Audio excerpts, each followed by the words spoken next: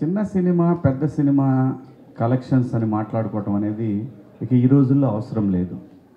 Content బాగుంటే థియేటర్కి వస్తున్నారు, లేకపోతే థియేటర్కి రావట్లేదు. ఇవి రెండే ఉంటాయి, కంటెంట్ బాగుంటే థియేటర్, లేకపోతే లేదు.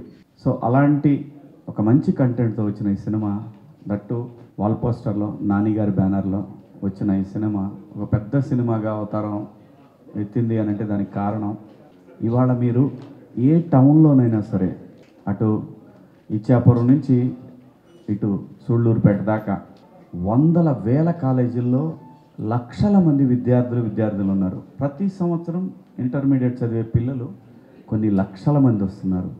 వీళ్ళ తల్లిదండ్రులు వాళ్ళు కలిసి ఈ సినిమాని ఇంత పెద్ద సక్సెస్ చేశారని నేను బలంగా నమ్ముతాను. ఎందుకంటే అండి, ప్రతి మనిషి పనిచేసేది తన కుటుంబం కోసం, తన పిల్లల కోసం. అటువంటి ఒక సినిమా ఒక చిన్న వయసులో, జాబిలి చందు లాంటి వయసులో వాళ్ళు ఎలా ఉండాలి అని చెప్పే ఒక గొప్ప సినిమా అండి ఇది. కాబట్టి ఇంత పెద్ద సక్సెస్ అయింది ఈ సినిమా. ఇంకా మా పరంగా వస్తే, ఆర్టిస్టుల పరంగా వస్తే, నేను ఒక 13 సంవత్సరాల తర్వాత మళ్ళీ ఈ సిల్వర్ స్క్రీన్ మీదకి రావటం జరిగింది. అంటే ఎలా ఉందంటే రెస్పాన్స్ మీరందరూ చూస్తున్నారు, మీమ్స్ వస్తున్నాయి.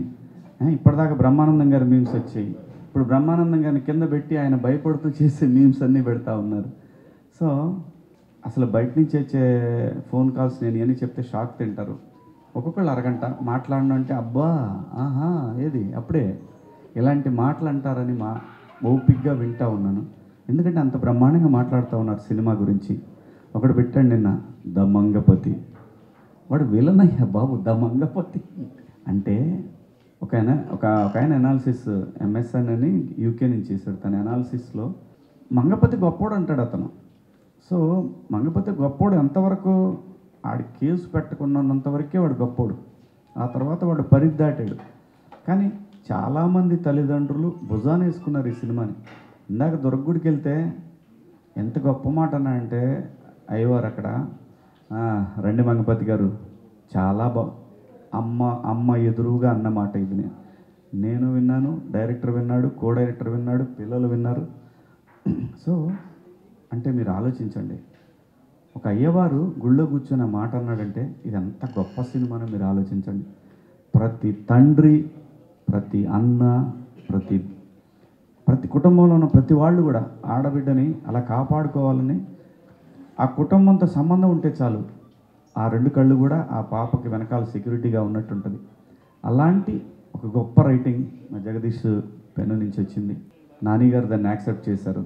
సో కాబట్టి ఈరోజు ఈ రిజల్ట్ చూసిన తర్వాత జనానికి ఏం అవసరం అనేది మనం ఇవ్వాలి, కానీ మనం అనుకొని హైదరాబాద్లో కూర్చొని రాస్తే పని అవ్వదనే విషయం ఈ కోర్టు సినిమా చాలా గట్టిగా బలంగా చెప్తా ఉంది.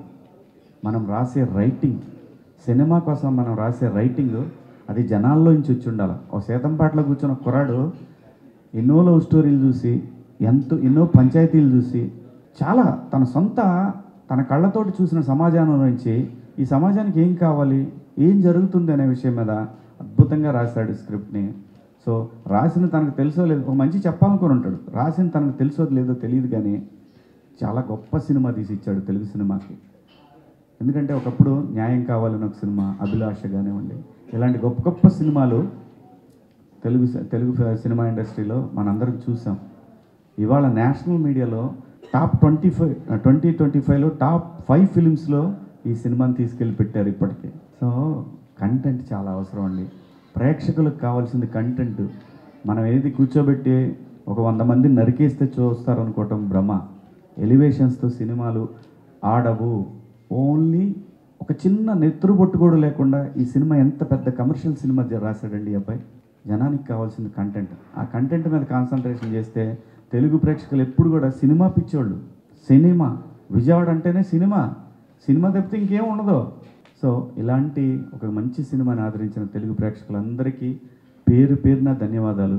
అలాగే ప్రభుత్వాలు కూడా ఏంటంటే అండి, ఎక్కడో కూర్చొని చట్టాలు చేసి దాని తర్వాత కింద అధికారులు పంపించేసి వాళ్ళు సంతకాలు పెట్టేసుకొని గ్రాంటెడ్ అని చెప్పి చేతులు ఎత్తేసి 542 మంది 47 సబ్జెక్టు కరెక్షన్ ఓకే అని రాసేస్తే పక్సో చట్టం గురించి ఎవరికి తెలుసండి, ఎంతమందికి తెలుసండి? ప్రతి పంచాయతీలో కూడా దీని మీద డిస్కషన్ జరగాల, గ్రామ సభలు జరగాల, మున్సిపాలిటీ కౌన్సిలర్ బాడీల్లో జరగాల. చట్టాలు చేసేస్తారు, ఆడు చేసింది వీడికి నచ్చదు, వీడు చేసింది ఆడికి నచ్చదు, ఆడు పెడితే వీడు తీసేస్తాడు. ఇలాంటి రోజుల్లో బతుకుతున్నాం మనం. ఇది ప్రజలు ప్రశ్నించే తత్వం వచ్చే వరకు ఇటువంటివి ఆగవు. ఎంతోమంది అమాయకులు బలవుతుంటారు ఇలాంటి చట్టాల వల్ల. దాన్ని అద్భుతంగా చెప్పాడు తమ్ముడు జగదీష్. నాకు మళ్ళీ ఒక రీఎంట్రీకి చాలా గొప్ప ఎలివేషన్ ఇచ్చాడు నా రీఎంట్రీకి.